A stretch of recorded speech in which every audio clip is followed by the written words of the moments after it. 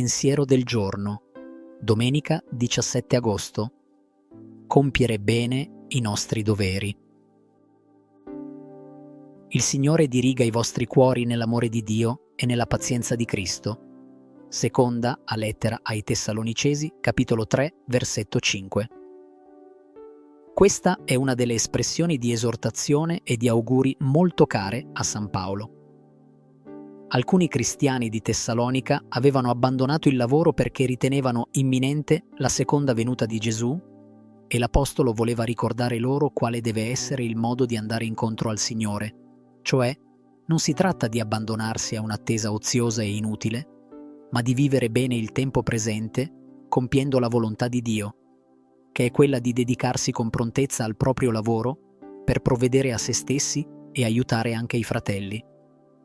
Con queste parole l'Apostolo ci svela il segreto per vivere pienamente il tempo presente, lasciarsi guidare sempre dall'amore. Si tratta ovviamente dell'amore che viene da Dio e che a sua volta ci porta ad amarlo.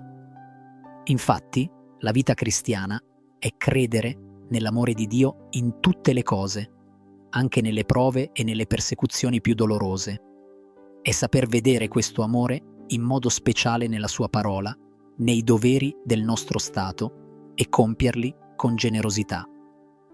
La vita cristiana consiste anche nel lavorare per il regno di Dio, cioè per la diffusione del suo amore tra tutti gli uomini, vivendo soprattutto il comandamento dell'amore reciproco che ci fa riconoscere come seguaci di Cristo e lo fa vedere al mondo.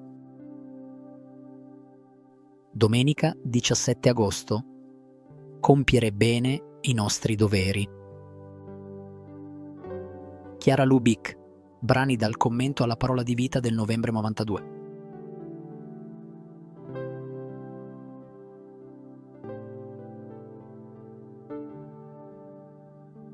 Ciao, se ti è piaciuto questo video, metti mi piace, dito in alto, e iscriviti al canale.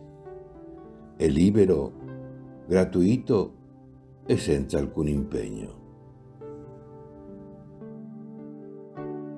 Parola di vita, agosto 2025. Perché dov'è il vostro tesoro, là sarà anche il vostro cuore. Vangelo di Luca, capitolo 12, versetto 34.